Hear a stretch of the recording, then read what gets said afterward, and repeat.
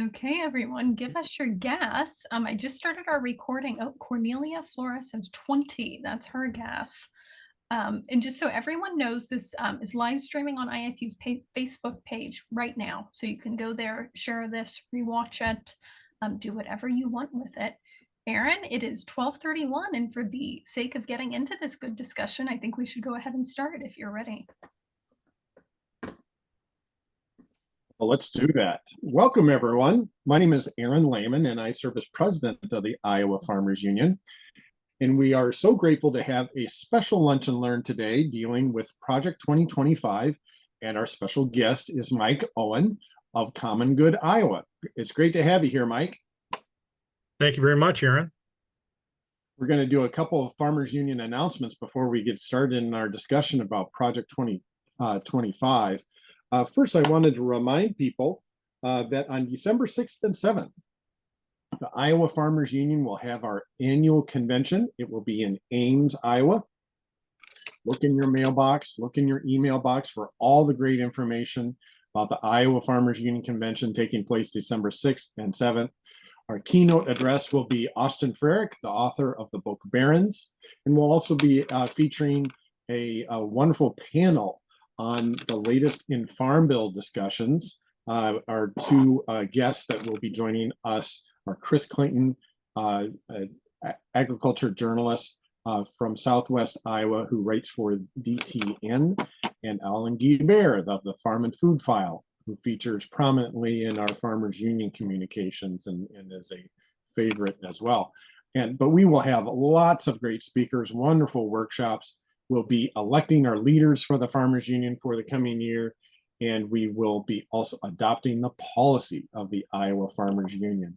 Be on the lookout for all those policy developments too. We'll have some pre-convention planning on our policy development as well. I also want to remind people that on November 10th, the Northwest Iowa Farmers Union District and the Southwest Iowa Farmers Union District are going to have a meetup at White Rock Conservancy on November 10th. We're going to have all sorts of great fellowship and sharing going on at the White Rock Conservancy, Coon Rapids, on November 10th. So we're looking forward to that. Make your plans to be there and meet your neighbors there and bring a friend. Well, without any further ado, let's give the answer to our trivia question. The trivia question was that Iowa currently has 6 votes in the Electoral College. What is the most electoral votes that Iowa has had in its history? We know that Iowa's number of electoral votes has steadily declined over the years. The most we've had is 13, and that was as recent as 1928. Those votes went to President Hoover in the election of 1928. So our answer was 13. Mike's your guess of 10 was close, but not quite there. But it has steadily declined in that time since. Well, everyone, we are so grateful to be joined today by Mike Owen. He is the Deputy Director of Common Good, Iowa. And we're going to talk about conservation and nutrition components of the political initiative Project 2025. And we want to talk a little bit about how Project 2025 puts a premium on promoting fossil fuel production and leaving food production to the industry's whims without regard to concepts of equity and fairness for farmers and trying to build a more equitable food system. We'll talk about the broader themes that run through Project 2025 and how the policy uses of Project 2025 are opposed to those very fundamental values of Iowans. But Mike, you're so great. We are so grateful that you could join us today. Please introduce yourself and take us through some of the aspects of Project 2025 that we want to highlight today. Okay, well, thank you very much, Aaron. I live in West Branch, so I should have known the answer to your question since Herbert Hoover was born in this community, but I got it wrong. Hopefully I'll be more accurate today. So at Common Good Iowa, we look at a lot of issues. We are statewide based and state oriented, but also look at federal issues as they pertain to Iowa. And appreciate this chance to go into the conservation and nutrition aspects of the project 2025. And I'm afraid, did I accidentally share my screen already? Not yet. It's not doing what I wanted it to do. I'm going to go back. No problem. We're going to get to try to make it back to the start. So here we go again. All right. So the first thing I'd mention is, just in the recent past here in Iowa, we've seen, a major reorganization of Iowa state government that just was, proposed by the governor and rammed on through with hardly any comment or public participation. And we are there. Think of this on a much wider scale with what Project 2025 is doing from the Heritage Foundation primarily, and several other like-minded folks, some of whom used to be in the Trump administration.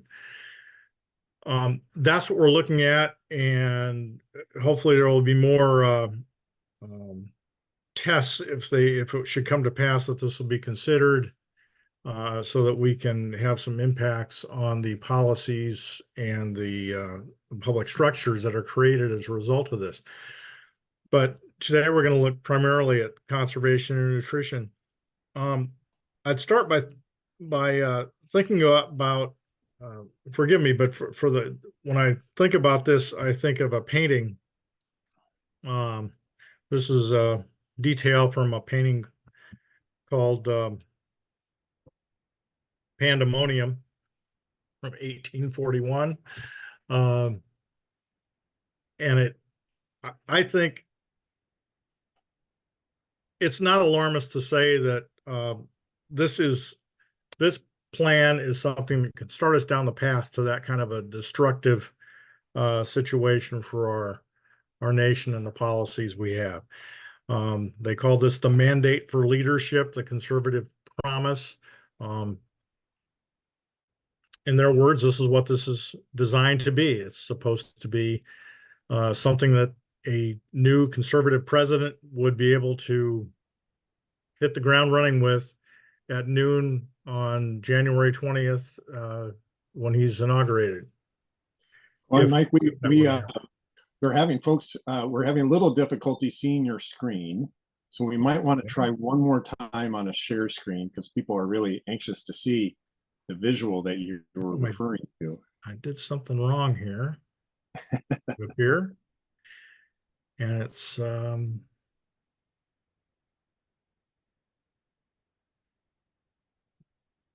going to go to. We were up and running with it before we started here, and sometimes these things just don't always happen on cue. So we apologize for folks for that. Well, but we're going to. I apologize for the problem there. So. Anyway, can you see that? Okay, now we're back to pandemonium. Yes. Hopefully things will never get that bad. But certainly, if you were to have a path for your country that was going to go that way, if you believe in the use of public policy and public structures to advance opportunity and protect the environment and do all the kinds of things that I expect most of the people on this call are interested in, this Project 2025 is one way you'd start us on a path. Whether that's their intent or not, that is the threat. And so this, again, is in their words. This is what this is designed to do. It's designed to be something that if we have a conservative president elected, that they'd hit the ground running on January 20th with this proposal. And it has 4 elements to it. This is only one piece of it. It also involves personnel. It involves having a bench of people ready to go. It has um, uh, a learning component for people to get involved in their uh, in what they're trying to do. So there's different pieces of it. If you haven't looked at the report, it's about 1,000 pages long. It's very it has a fair amount of detail, but certainly gives you a good idea of the direction they want to go with issues across the board, not the least of which are conservation and nutrition. There's right at the start, there's a lot of code words. This again gives you an idea of what they are interested in and who they're fighting and who they are trying to reach and the kinds of messages they're using to do that. These are the kinds of things that we don't typically in what we do talk about very much because it's just feeding their frames to do that. But this is how they're framing a lot of their work. It's really ideology focused um, and getting power to advance their ideology. This is a quote from the federal. This I believe is from the provision of it, the part of it that's more on family issues that they have. But they again they're portraying us as having a familial breakdown, and they have to rescue America's kids with their policies on it. But it gives you again that sense. And say some of these things that are their goals are obvious and long-standing, but it includes work requirements for food stamps in that. And it says we must go further. Now, what I think is important to remember is that this is not in a vacuum. And I'm going to be using some material in here from a paper by the Center on Budget and Policy Priorities, which did a really nice job. It's from September, and they looked at not only Project 2025, but budget proposals by the House Republican Study Committee and by the House Republican Budget Committee. So and the similarities are quite striking, and it shows that what they're planning to do in a lot of these areas is really a long-term focus for them. So as we said at the outset, this is about something they can hit the ground running with in January, but this is this is a long-term plan. So even if they were not take the presidency this time, these remain priorities for the folks that are drafting this. Well, as part of that larger agenda, as the Center on Budget points out, these three agendas share these items on the screen. I won't read them because we're going to try and go through this fairly quickly. But of course, it's more than about nutrition and conservation. It goes across the board, but it would pretty much defy anything that's in current law in terms of clean energy or climate concerns. Certainly would cut back on nutrition and healthcare for folks. So let's look first at the conservation side of it. The piece looks at it would diminish wildlife protection. It would threaten public lands and natural monuments. It puts fossil fuels first. It pretty much would take a greater hands-off attitude toward agricultural practices. It specifically limits environmental analysis in some cases. And again, it stops climate action. In talking about energy, as you can see, I'm including pieces in here that are drawn from this report that just gives a sense of what they're saying about these. It gives the theme. So they're focused on not only making this a worldwide thing and defending America's energy interests, as they call them, but they are making sure that we don't see these. They're trying to get people to not see fossil fuels as an environmental problem, as instead they're saying it's the lifeblood of economic growth. Quickly moving on to nutrition. Let's look at some of the proposals here. So they want to separate the ag provisions of the Farm Bill from nutrition programs. And they say that this is necessary for genuine reform and proper consideration of issues. It's very likely that we have the opposite effect there. And one reason that should be pretty obvious is that you think about how hard it is to pass anything now, even to get proper consideration of issues. Right now, as the Congressional Research Service has pointed out, but certainly the advocacy community, people on this call know, there's one of the things about the Farm Bill is you have to get coalition to support it. You have to get support across the board from nutrition advocates, conservation advocates, agricultural,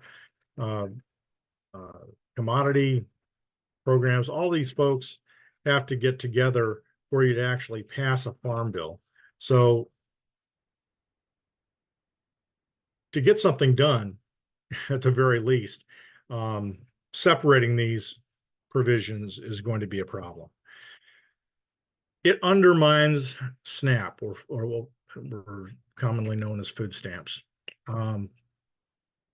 What they say, the rhetoric, again, I mentioned early in the idea of the code words, the rhetoric in this sometimes exposes what they're doing. Ostensibly, they say SNAP sends money to help low-income individuals buy food. There is absolutely nothing, there's nothing ostensibly about it. That is what SNAP does. And there is no need to put quotes around low-income individuals, because beneficiaries are definitely a low income. This is just undeniable from eligibility standards for SNAP. It would re-implement work requirements, which have been shown not to be effective in boosting employment. That's one of the things that they say, just like Tim Reynolds used to say about reducing jobless benefits. These are not things that put people to work. People who are getting SNAP right now, if they can work, they're working. That has been well shown. And instead, you're winding up taking food away from folks who are at very low incomes.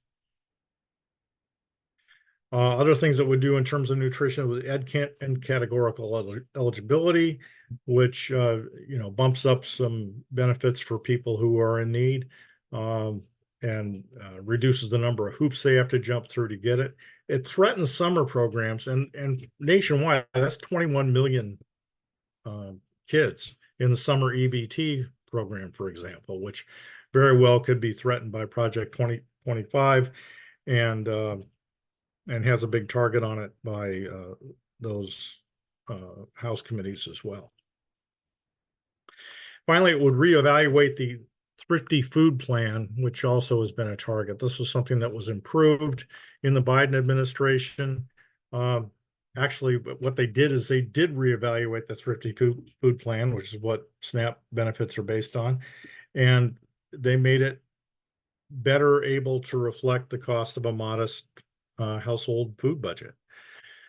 If they got rid of it, we're talking about a loss of benefits to 41 million recipients, including 17 million kids. And this is how the benefit would change. You're going from $6.20 a day to $4.80 a day. Keep in mind, the same people who are running on this platform to do these kinds of things are the same ones who are complaining about inflation, but this is what they would do to SNAP. So there's some other issues, and I'm putting them under the phrase governance, but we're dealing with the agencies that are doing these things and that are taking care of these issues, and mainly we're talking about USDA and the Department of Interior when we're talking about nutrition and conservation. Certainly there's others, but those were a couple. But they really take issue with this mission by USDA, which I thought was fascinating. I mean, I don't know how you could argue with that mission. It's quite um, honorable thing, but they don't like those words. So the commitment to delivering equitable and climate smart opportunities, that just shouldn't be in their lexicon as far as Project 25 is concerned. They also quote the USDA vision for an equitable and climate smart and agricultural economy that protects, these are things that they think is beyond the scope of what USDA should be thinking about. In fact, in this quote from the report, they say they call these ancillary issues, such as environmental issues.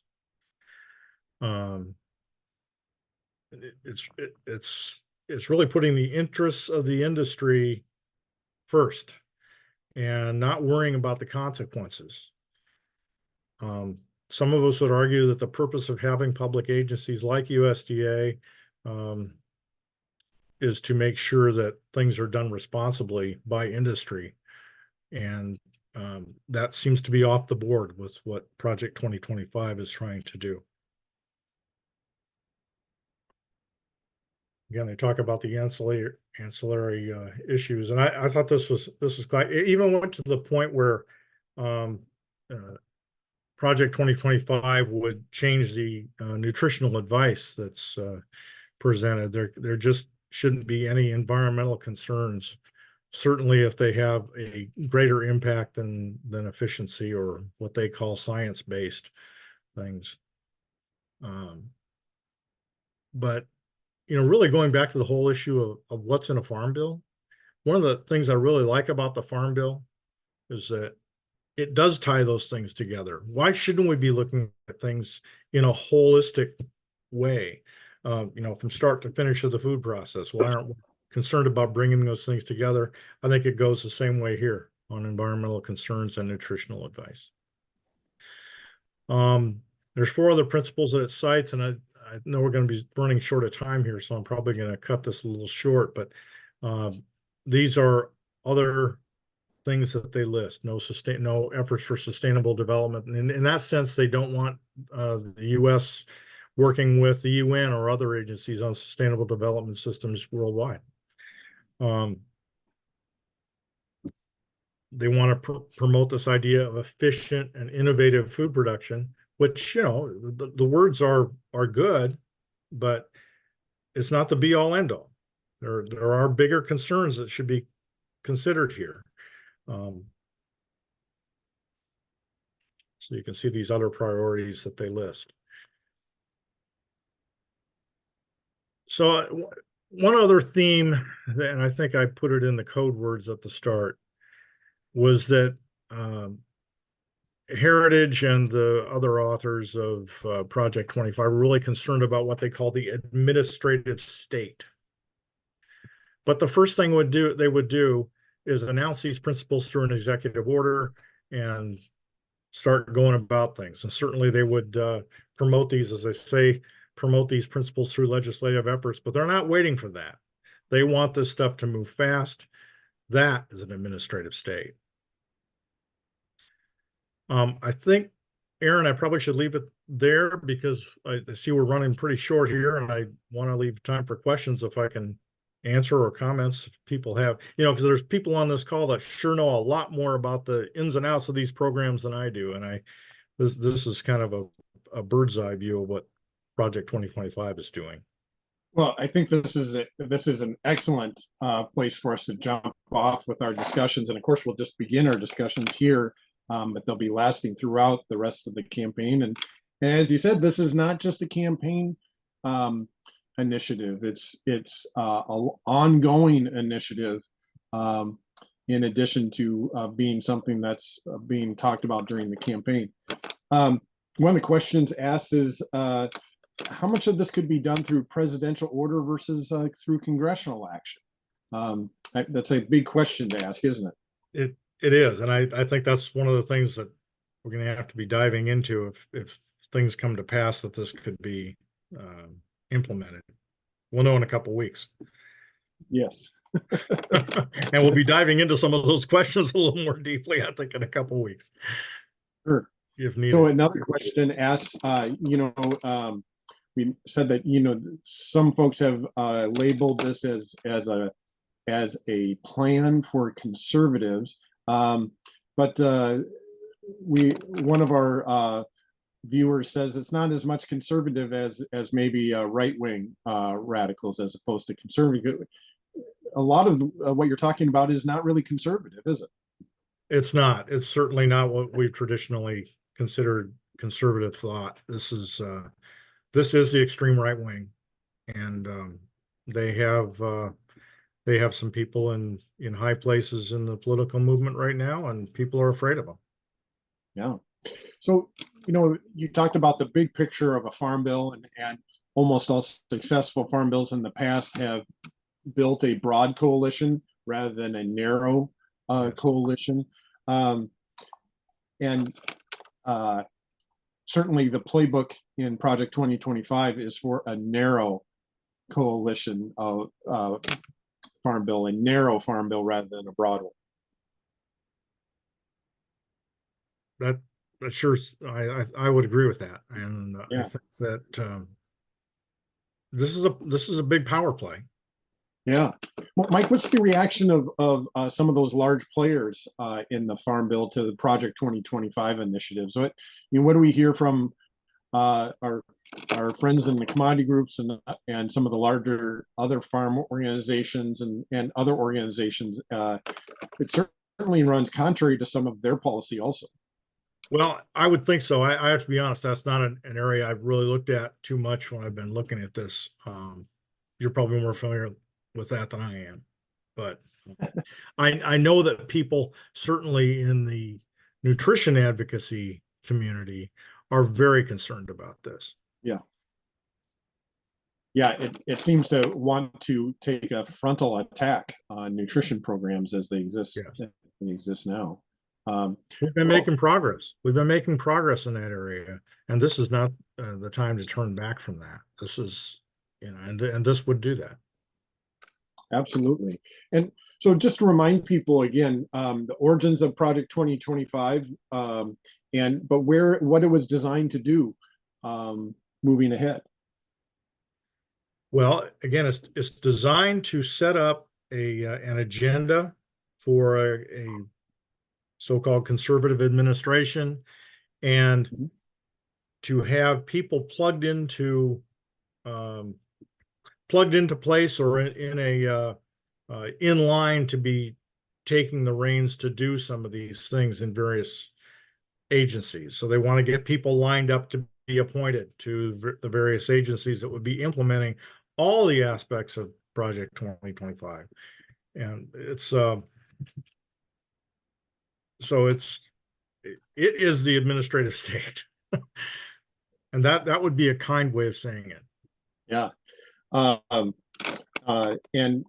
the last question that I think we'll have time for today asks some people have been trying to distance themselves from Project 2025. Is there any question in your mind about the importance of Project 2025 and the playbook it provides? No question in my mind at all about the importance of it.